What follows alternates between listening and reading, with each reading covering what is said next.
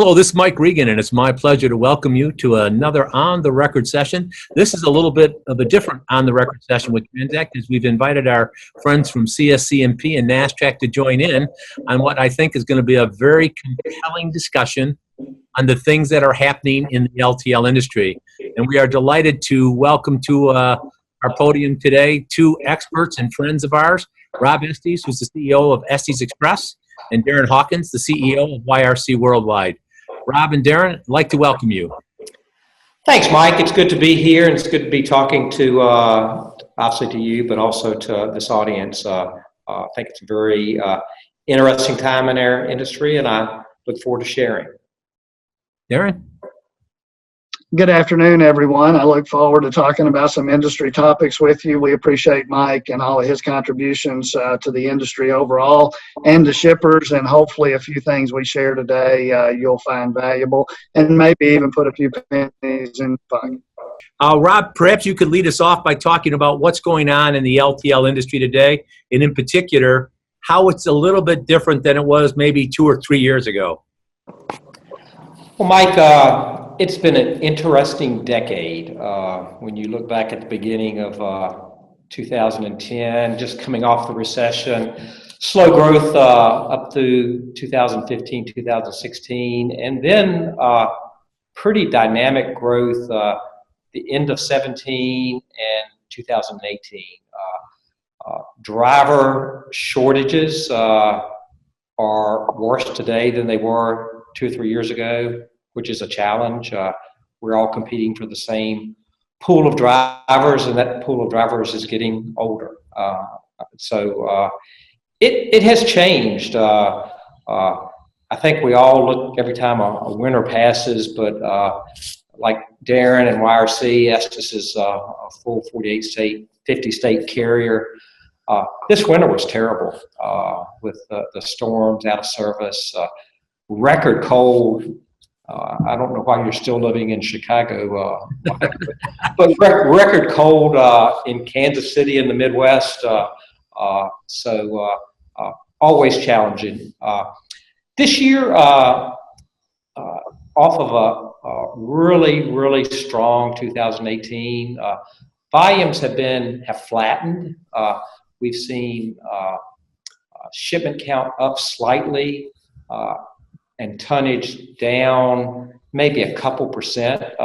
Average weight per shipment has dropped a couple percent. And we see that moving more back to probably the truckload market than we saw when capacity was so tight in 2018. Okay.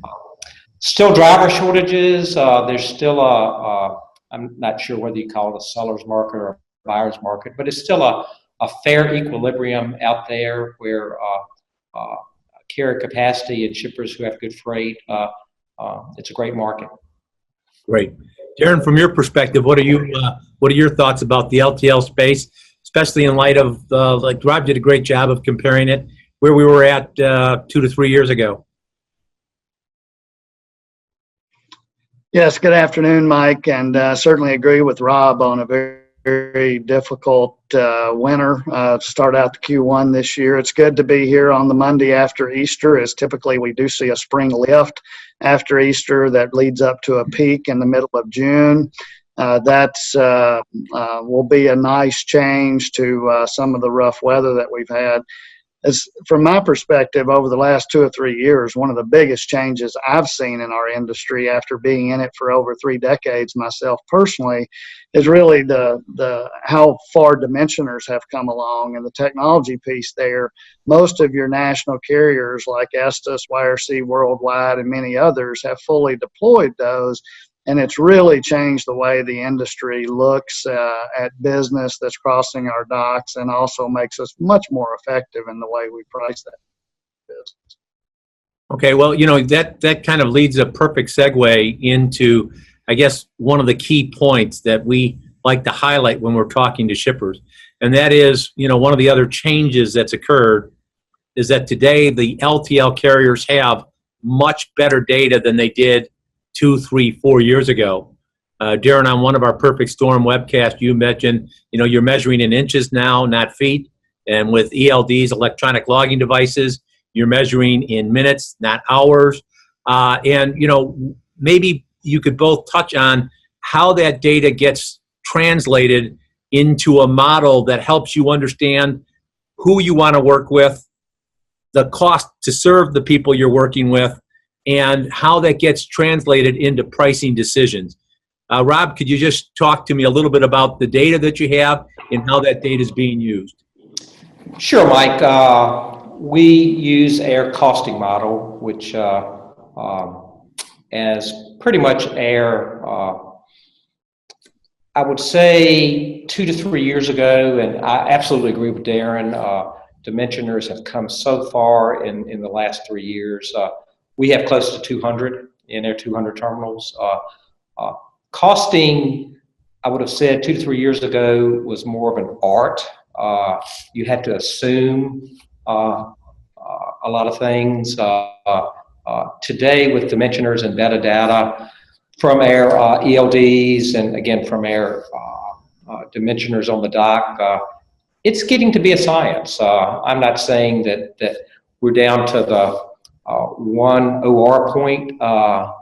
It's still a little bit of an art, but having data, if you look at our line haul units, and Estes' average length of haul is in the 950 range, 44% of our costs are line haul.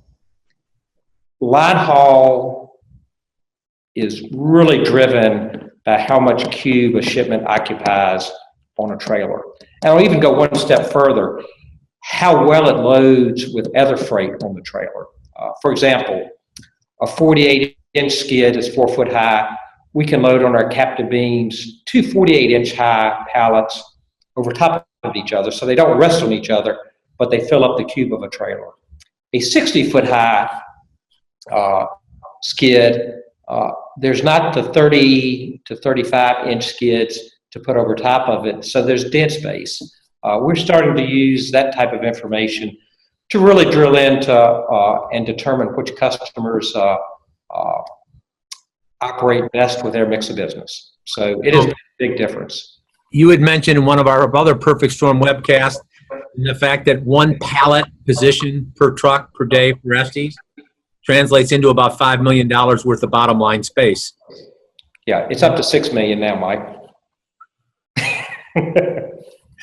More facts, but one of the things that I want to just briefly touch on, when you talk about air pricing, I just want to clarify what you mean. That is the amount of space that the freight takes up in the trailer. Is that correct? That is correct. If you look at the dimensions of a 53-foot trailer or two 28-foot pups, the total cubic feet in those units is north of 3,500 cubic feet. If we are able to load 26 to 2,700 cubic feet on a trailer, because everything isn't fit together like a puzzle, we think we've done good. But when we have freight that doesn't play well with other freight, we sometimes see cube utilization in some of our trailers more in the 2,000 cubic foot range, which is lost opportunity. Wow. I'm going to circle back to that. Darren, your thoughts on the use of data and how that gets translated into the YRC network. Yep, at the YRC worldwide companies, all of them, we use the TCG costing model, which is owned by SMC now. And that model is basically only as good as the information you put in. And certainly the dimensioners have changed the information and the quality of information that we're costing our business on from a daily aspect. I will say that certainly we've expanded that, and especially to Rob's comments earlier is about driver hiring and utilization of capital resources. Those pieces will go as far to say that the pickup is also crucial. Rob made an excellent point on the line haul side, so I'll talk about the pickup side for a moment. Any delay time that's involved with those pickup and delivery drivers, we're also including that information into the TCG model and assigning it by customer. So those customers that think, well, I haven't received detention actually as a line item on my invoice, I would make the case that you're certainly being charged for detention, even if it doesn't show up as a line item on your invoice. It goes into the overall costing of your account. And so does other things associated with customer-specific activity. And that's the real science side of the business now. I think Rob made a great point that years ago, we certainly would take measurements. We would do density studies manually, those type things. And a lot of times, large shippers would get many months of activity in an LTL carrier's network without the LTL carrier really understanding the pounds per cubic foot of each of the shipments and the space that it was actually taking. Less now, shipments starting any carrier's network that's a national carrier. Those shipments are being cubed. We've got the information. We've got pictures associated with them. And TCG is giving us some really good input now as to where we can cost the account and also make decisions about what we're going to do about increases over a long period of time. Well, let me just briefly touch on this for both of you, because one of the gentlemen you may be very familiar with is a good friend of mine, Ken Manning, who was at TCG before they sold to SMC. And he and I regularly stay in touch. And at the Stiefel conference in February, one of the things he touched on, which was kind of why I'm so excited to have the both of you together, he said, Mike, what we're seeing right now is what they're calling client-specific pricing. He said the model that used to be in the trucking industry, the LTL space, and I think, Rob, this is more to your art comment than science, which I think is really appropriate.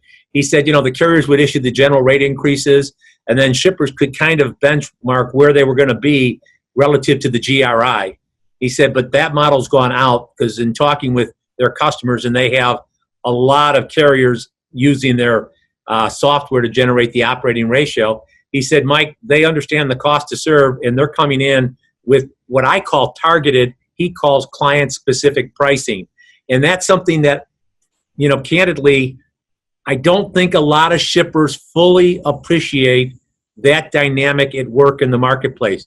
Could the both of you, Rob, we'll start with you, touch on that aspect of the LTL pricing engagement?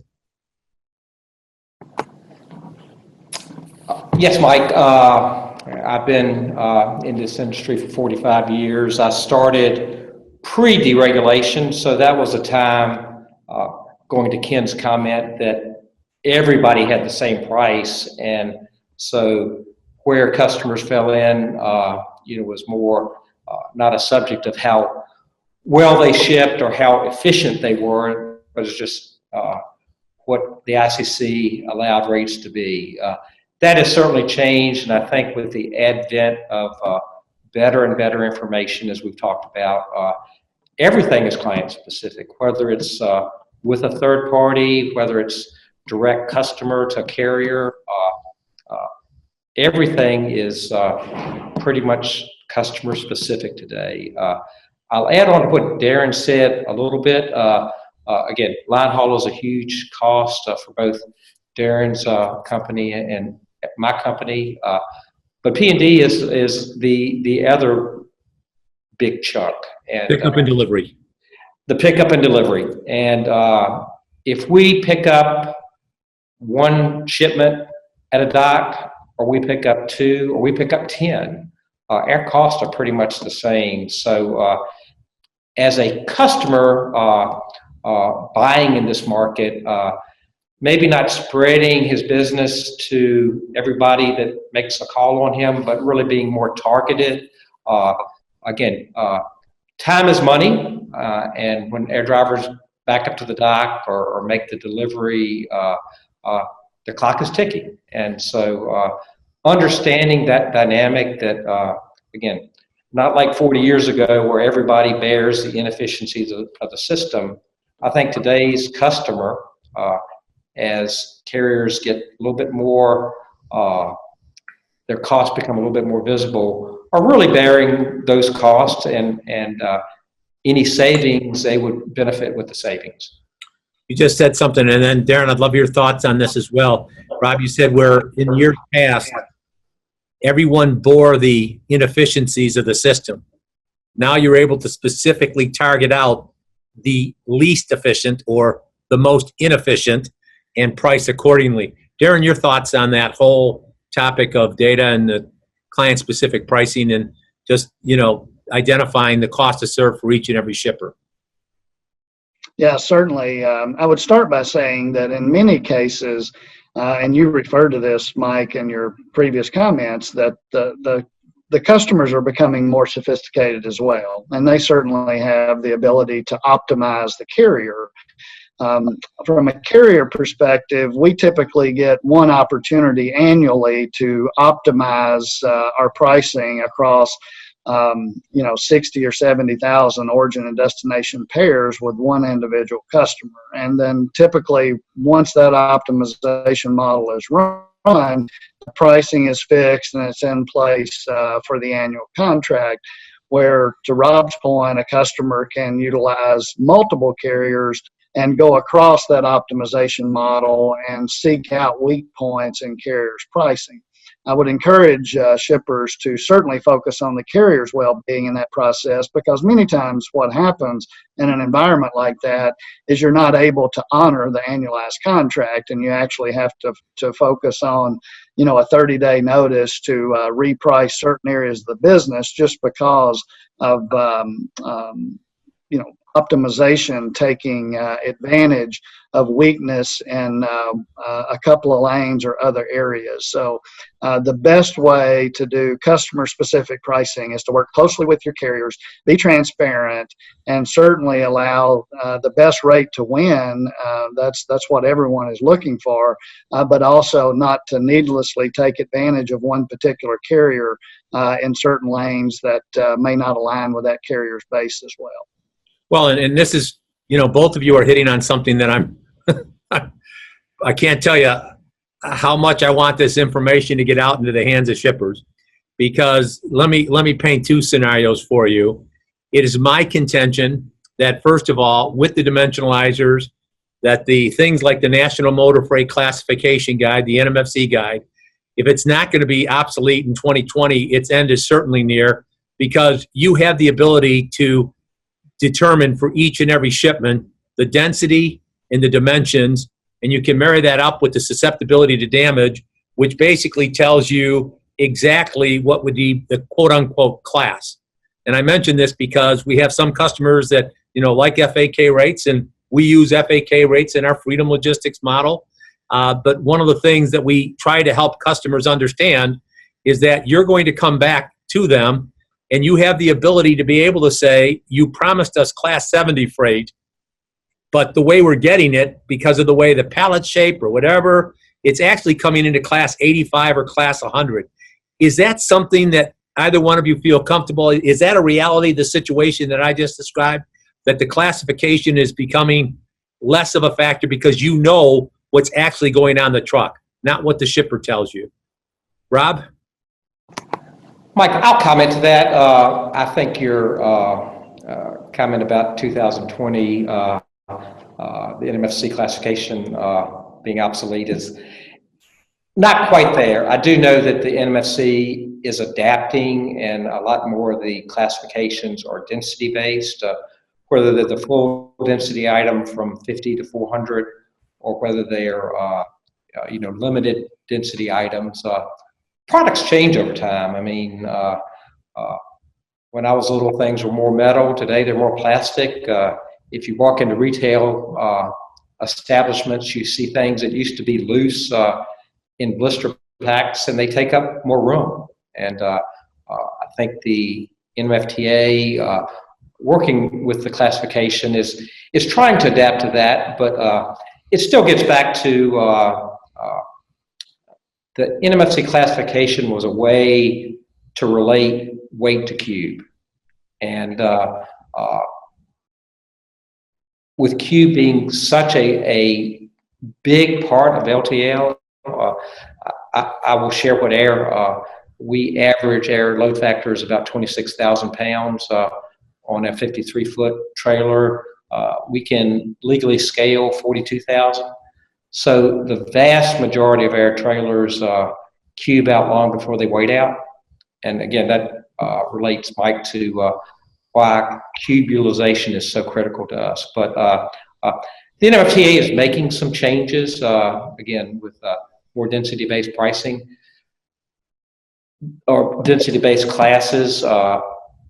What the challenge I see, we put in, the LTL carriers put in scales, reweigh scales, 10 years ago became pretty widespread in our industry.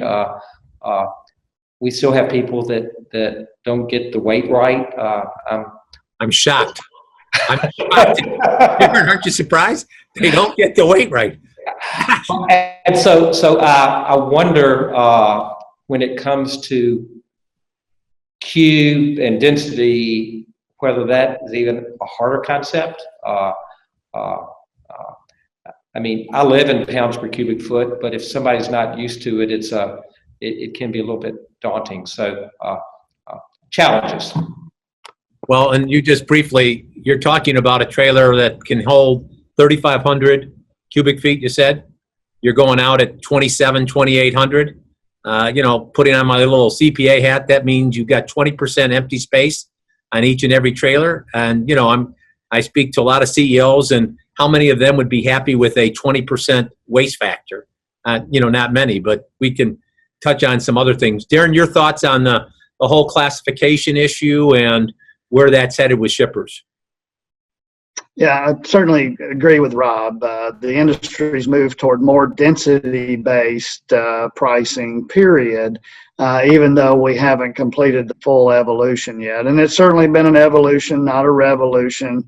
I will say at one of our companies, YRC Freight, we put a dimensional freight quoting tool in place on the front of our website, so the customer can basically, they don't have to have an account with any carrier. All they have to have is their pieces, their weight, and their dimensions, and of course the origin and destination zip code, and they can get a rate. So we call it no problem. And small shippers, now they're the ones that don't have the technology to do the things that the larger do. But it is obvious to us that we can give a very good rate to those shippers that's competitive, but also that has margin in it left for us, because we know exactly the space it's going to take up, where it's going, and where the pickup's going to occur, and where the destination delivery is, and whether or not it's residential or a business type delivery. So having those few key pieces of information really takes this equation and makes it much. Okay. But when you look at these networks, that's really especially the four that we have at YRC worldwide. They simply can't be replicated. It would be too expensive and the barriers of entry too high for others to come in and try and build these things.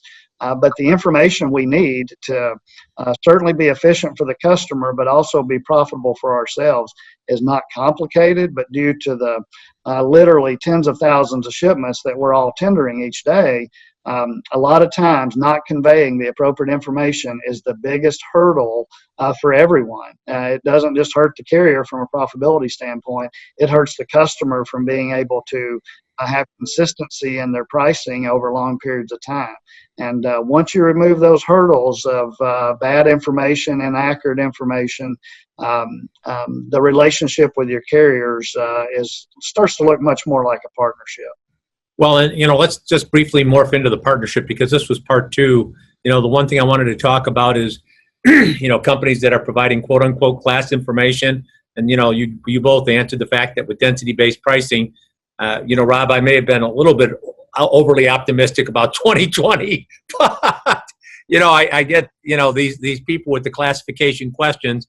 I say, they know what's going on in their trucks. But let's talk about another thing. And that is, Darren, you briefly touched on it. You understand price-driven comparisons and this type of thing. But one of the things I'd just like to both have you briefly talk about is something, Rob, you talked about how that freight lays into your network. And, one of the things that we're trying to help shippers understand is that when you pull shipments away from Estes or YRC worldwide, because quote unquote another carrier can perform it for less, if that is a lane that's more profitable for Estes and YRC, then when you come and put all the details into the what I'll call the price mixer to come up with your rate, the fact that more profitable freight's getting run over to another carrier is going to be translated into the rate structure going forward for that shipper. Darren, like you said, it's not like you're not getting charged for detention. It's just that the detention is buried in the rate. Is that an accurate assessment of what's going on in terms of a pricing model for Estes and YRC worldwide? Rob? Yes. Good, we're done.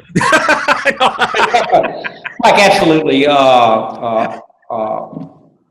Darren used the word optimize, and with TMSs today, and again, changing discount levels by carrier, we can be operating at an acceptable operating level with a customer this month, and 2 months down the road, we see our operating ratio, OR, deteriorate by 10 to 15 points with just either a change in the amount of freight we're picking up, the destinations it's going to, and even the lanes we're going to. So, Mike, absolutely. Okay. Darren, your thoughts? Yeah, agree on that front. Certainly it gets built into the rate, and certainly there's all shipments are not created equal. We take the pain with the gain on all of those items. But also, I would encourage, as you look at routing shipments across a carrier base, make sure that you're routing to, and why we've still got a lot of external sales resources out there to educate anyone who is interested in where our strengths lie, and also the shipments that you will have the most success with in a certain carrier's network. And that certainly behooves the shipper as well, because if you tender shipments into a network and that shipment is not a good fit, then typically it leads you down a path of trouble that could also endanger your customer on the other end, especially if you put a residential shipment into an area where a carrier doesn't have a terminal in that location and they go to an outside cartage agency, and the number of delivery days gets expanded, and the longer that shipment is out in multiple networks, the more likely it is to get damaged and create a return. There's a lot of opportunity and efficiency that can be saved on the front end as long as we're making good decisions about what we put in each network. Okay, so let me just ask the question that I get asked, and that is that, Mike, how do you get this information? How do you know what's a good lane versus a not so good lane? Like Darren, you were just talking about the fact you're putting a residential shipment onto a carrier that doesn't have a terminal anywhere nearby.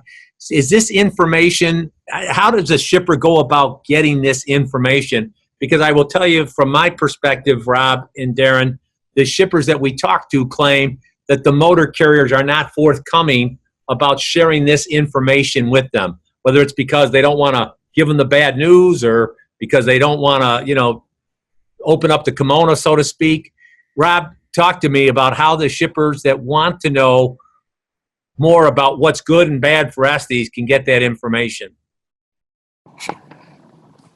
Mike, I guess I'd start off a sales rep, and we have close to 400 in our network, never likes to be the bearer of bad news, and he or she has never seen a piece of freight that they don't want. So we have to do a better job on the carrier side communicating that information to our customers. One thing we are doing more of today, and I'm sure the rest of the industry is doing lane-based pricing. The days of a company having a flat discount from anywhere to anywhere are few and far between. There are still some that technologically they don't have the ability to to have varying discounts by lane or even by weight break. And what we've seen is we tell our customers where we are more efficient by offering a higher discount, and where maybe it's more head haul, less freight coming out of an area with a lower discount. Okay. Darren, your thoughts? Yeah, certainly YRC Worldwide is a holding company. We first started trying to address this by certainly the number of carriers that we've got, having a national company and then 3 regionals spread out based on geography. A recent change we've made, and I'll be the first to agree with Rob, that I've got a lot of work to do on this front at YRC Worldwide and all of our companies. But one big move that we just made a few months ago is in our corporate channel and our 3PL channel, which are both very large channels of revenue. We have one single corporate account executive, whether they're on the corporate side or the 3PL side, covering all 4 of our operating companies. So that one corporate account executive covers a national carrier and 3 regionals. In the past, we've always had those segregated, representing each company individually, or the regionals collectively, and then the national company. And we've certainly listened to our customers, and they've said loud and clear they want one representative for all of our companies. And I know that's kind of specific to YRC Worldwide, but I would also say that each of the carriers' websites are just becoming more and more powerful, and basically will work as a TMS in an outright setup, and also with the ease of doing business with multiple websites across the LTL industry. The LTL industry is pretty consolidated now, and the information is readily available.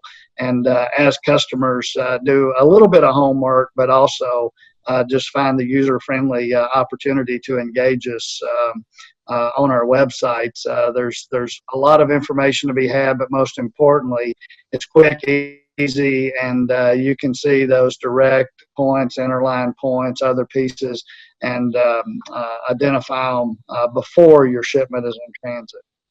Okay, got just a couple more questions and we'll wrap it up. But let me circle back and just maybe touch on this a little bit further. And specifically, Rob and Darren, have you answer this question for me. When people come to us with an increase and it's above the threshold, if the threshold is, the GRI, we're seeing increases of 4.9%, 5%, and we see a carrier walk in and say, here's 12%. One of the things we ask the carrier is, what's driving this? And what that leads to is further discussion that helps them clarify, the reason for the increase. With one customer, for example, we saw a significant spike in minimum charge shipments. Another customer, we saw the carrier have an average length of haul that was significantly longer than what we had bid on, this type of thing. And so when companies ask, how do we get that information, we like to tell them to do the same thing we do, just ask. Now, can you confirm if a shipper were to ask, Rob, Estes comes in with hypothetically a 10% increase, or Darren, you come in with a 15% increase. If the customer asks what's driving this, what can they expect back from Estes and YRC? Rob? Mike, we will share that information. Certainly, we want to charge our customers. We look at a relationship with the customer as not a one-time deal. We want a long-term relationship with their customers. So we will share the information. And what we've talked about throughout this broadcast, again, lanes, delivery efficiency. The one thing I would say in the last couple of years, you've probably seen more instances of a carrier coming in, whether it be Estes or YRC or somebody else, and having a close to a double-digit increase. And I think a lot of that has been geared around just better information. Potentially that customer was the beneficiary of bad information over that time period, and the truth of the facts finally caught up. But there are lane dynamics. There are pickup efficiencies. Again, as I mentioned earlier, it doesn't cost much more to pick up 2 shipments than it does 1. And so we will share those type of metrics and pretty much go through the dynamics, whether it's a change in lane mix, whether it's a change in length of haul. If you look at which most carriers or most customers are on the ZAR rate base today, and the ZAR rate base is better for us as we look at our cost in the short haul than it is on long haul. So if we're typically with an average discount on a ZAR and air length of haul goes up 200-300 miles, not giving a definitive answer, but more likely than not, air performance would have deteriorated. So Darren, maybe you could answer that question. Will you share information with the shipper if they ask on, lanes that could potentially be unprofitable or lanes where you'd like to see more volume, characteristics like that? Yeah, Mike, the first thing I'll say is, of course, I spent many, many years of my career in sales. And anytime you're going in with a double-digit increase, you said 12%, you're certainly going to have your ducks in a row and a lot of information with you, because that customer is going to be taken aback by an increase like that, typically on an annualized LTL contract. So the first thing you want to do is certainly make sure it's not a surprise. So if there is a case like that where a big increase is necessary, that it's been communicated over a longer period of time. Our internal processes tee those up 120 days prior to the expiration of the contract. For that reason is you got to start a dialogue, and it should be going on continuously, but in the real world, that typically just doesn't work out that way. As deadlines near, more activity always occurs around those deadlines, and there's always some negotiating tactics in play across that. I think transparency is crucial, though, because just as any large purchase you're making, if you looked at it in a more holistic way, and we go back to that optimization discussion, but you sit down with your carrier, you develop a plan moving forward, and you find a way to either mitigate that increase or make it tolerable or where it aligns with the customer's transportation budget. And then that works great for a period of time, but typically, 5-6 months into the contract, things might be changing. And from an optimization standpoint, you're no longer looking at just that amount that you set aside for your transportation spend. You're trying to get savings wherever you can. And you can certainly hamstring your existing carrier by doing that. And then that creates a situation like we've seen where double-digit increases start coming in because the freight mix goes away from the plan that was originally established, and then to course correct that, it becomes quite difficult over time. So I think that's where, from a lot of aspects, where customers have gotten a bad taste over that, carriers have been frustrated with that process as well. There's certainly a better way to do it, and from my perspective, the best way to do it is if you get the proper dimensions up front, and the customer and bid files are verifying that all those dimensions are correct, then that lane-based pricing that Rob mentioned can be very accurate from your carrier base, and we won't change it. If we're getting the appropriate amount of space that we charge for, and we're getting the price that we put in from a lane-based standpoint, then your carriers are going to be really stable with their pricing, from my opinion. Let me. I don't mean to jump right back at you, but Darren, I guess one of the challenges that ideally in a perfect world we'd see 120 days in advance, get some inkling that this is not going to be your typical GRI. But to a certain extent, sometimes we get a little bit surprised because the carriers haven't been sharing. This is bad, this is wrong, this is happening. So that 120 alert, we have a responsibility to go to our customers as soon as we get an increase to notify them. But sometimes even we're surprised. What could we do to avoid those surprises in the future? I mean, if you're a shipper saying, I don't want to even have to worry about it 120 days out, and I don't want to have the carrier walk in with a 30-day cancellation clause, what is it that shippers could do? Mike, my experience on those 30-day cancellation clauses are an ambush, if you will, which is certainly unfortunate. It's when those monthly or at least quarterly meetings haven't been taking place. That could be the carrier's fault. That could be the shipper's fault. But if you're not getting frequent communication between the two parties, those short notice agreements, the ones that have certainly come from YRC worldwide, and we have had to take that approach with just the most egregious operating numbers. Not that there's anything wrong with the customer's freight, it's just the way we've had it priced. Those things happen, and if there hasn't been a good cadence of communication between that customer and either our operational or our sales groups, that's where we get into trouble. And in a situation like that, which can be incredibly frustrating to an intermediary or others, and I've experienced a lot of those myself. Matter of fact, when a customer gets aggravated enough to actually find who the CEO is and track that person down, it's typically around a situation where an ambush like that has occurred. So I won't argue the point. I'll just say that the most frequent exchange of information is how we prevent that and how we stay on cadence. It's when all of a sudden that you're losing, 30, 40 cents on a dollar, that you have to take immediate action. You certainly can't wait 120 days on a situation like that. Okay, Rob, I have a question for you, and Darren, that's great information.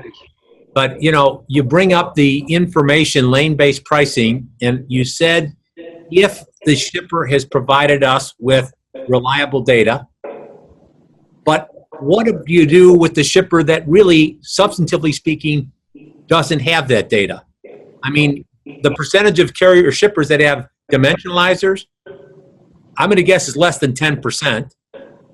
We have carriers, one shipper I was talking to, 39% of their shipments were coming back with reweigh certificates, which would indicate they don't know the weight. So, Rob, speak to what Darren was just saying. What do you do when the shipper doesn't have good data? Mike, you have to assume, and assuming then it gets back to more of a guess than an intelligent decision. And that's when dysfunction in the system works, and you have a potential rate increase or increase ask that wasn't anticipated. I feel just like Darren. I make a lot of sales calls in a year, and it's a painful decision for a transportation person to go to their higher ups and let them know that they've got a double-digit increase when their customers are working hard to have flat pricing or even lower pricing. So I understand the dilemma, and I would agree with Darren. Better open communication, not conducting a bid and then saying, don't come back and see me for 12 months. I think it's got to be a continual partnership. That word is overused a lot, but it needs to be a continual communication between the carrier and the customer. Okay, two final questions, and one of them just a simple yes or no. There are those bids I'm sure that you can get, and Darren, I think you alluded to this, that your bid comes in, you bid it, and it's real obvious after just 1 quarter of operating data with that particular shipper that there's a huge disparity between what was represented versus what's presented. Okay? And so just if you could walk me through just briefly, that happens, and you briefly touched on it, Darren. What happens next when you see a vast disparity between what was bid on versus what's being tendered? Yeah, we immediately take that information back to the shipper and we show them that. And now the great thing is it's not just, hey, here is 100 measurements in an Excel spreadsheet that we did on the traffic that's crossing our cross docks. Now it's a file that has a picture of every shipment and the actual dimensions and weight verified, legal tender weight verified of that shipment. and we can demonstrate exactly what's happening. Many times we'll find that we got the measurements of the bare product without the packaging, the pallets, the bands, the shipping configuration that has been chosen, maybe even by a third-party warehouse.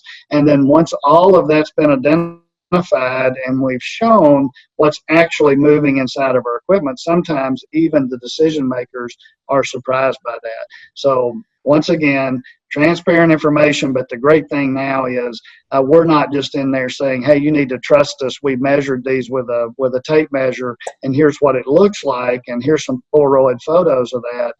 We have digital files that has all of the information documented, and it's beyond reproach from that aspect. And I haven't ran into a single party yet that was able to dissuade or discredit the information that the dimensioners are providing. It's an exact science. So outside of packaging pieces or just not having the correct pallet through the dimensioner, it's an exact science. Rob, your thoughts? I agree. Great. One final question. Rob and Darren, looking forward into remainder of 2019, 2020, in the LTL space, is there anything, a heads up, something that you think that shippers should be aware of that could potentially impact their freight and supply chain areas as it relates to developments in the LTL area? Rob?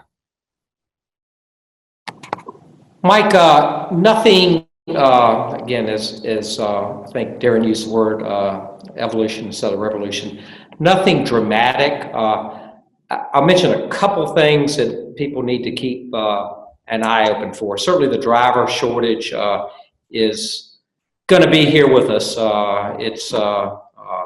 We haven't had any viable productivity increases in the LTL environment for 25 years. So the driver shortage is going to be a challenge. Insurance, we renew May 1st. Our insurance policy for both workman's comp and auto liability, we're seeing fewer and fewer insurance companies that want to insure truckers. Just with some high profile losses out there, it's challenging. Our premiums are going up.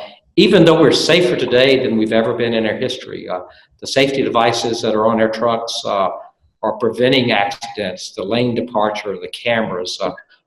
Even with that, and we have a $5 million deductible in our insurance, but the layers from that $5 million up to the $400 million that we cover ourselves are continually going up because there's not the capacity to insure truckers. We had a high-profile paying agent go out of business earlier in the year or late last year. How a customer pays with interest rates inching up a little bit and carriers, I think is something that a shipper should really look to. Trying to squeeze an extra 15 days out of a receivable cycle is probably not the best way to get the best rates possible. But Mike, other than that, I see 2019 pretty much being a flat to slightly up year. After 2020 or the start of 2020, my crystal ball gets a little bit fuzzy. Darren, before you answer that, Rob, one of the things, being in the payment business, very familiar with what we're talking about, the paying agents that are basically taking a percentage to pay early, that gets reflected in the operating ratio data, yes? Absolutely. It's just like people that pay by credit card, and you would be amazed how many shippers want to be paid by a credit card, and that credit card expense, 3 to 4% is added right into our cost. Which is why we won't do that with any of our carriers, because we say you're basically trading a penny for a dollar. It's silly economics. Absolutely. I will quote you on that broadcast. I may put up a Rob Estes billboard on 294 here in Chicago. Darren, how about you? What do you see for the remainder of 2019 and into 2020?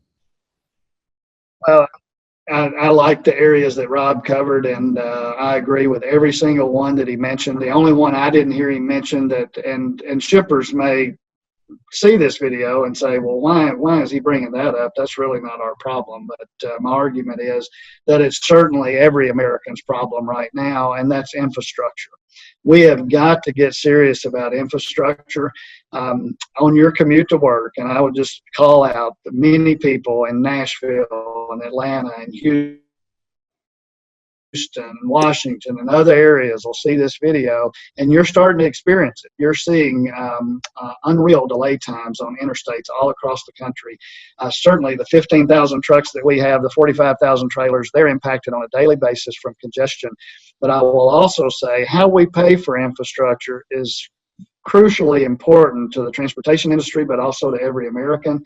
And one thing I'll call out, as an American citizen, you should take interest anytime an individual state tries to take advantage or thwart interstate commerce. We should be concerned about that. So truck-only tolls in individual states is certainly going against what President Eisenhower's vision was for the interstate highway system, and we absolutely have to take great offense to that. And I would encourage all shippers to pay attention to every argument involving infrastructure.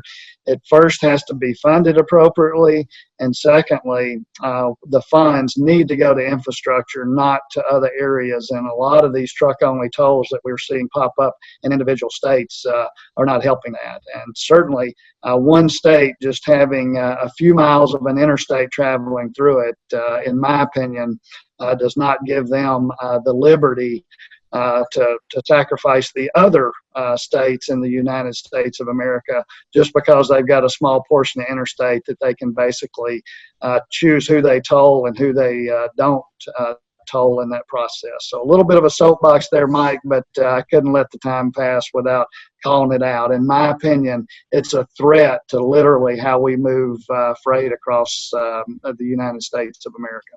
Well, and twofold, Darren. First of all, you gave me a wonderful opportunity on June 10th and 11th, NASTRAC, along with TIA, we're going to get together in Washington, D.C.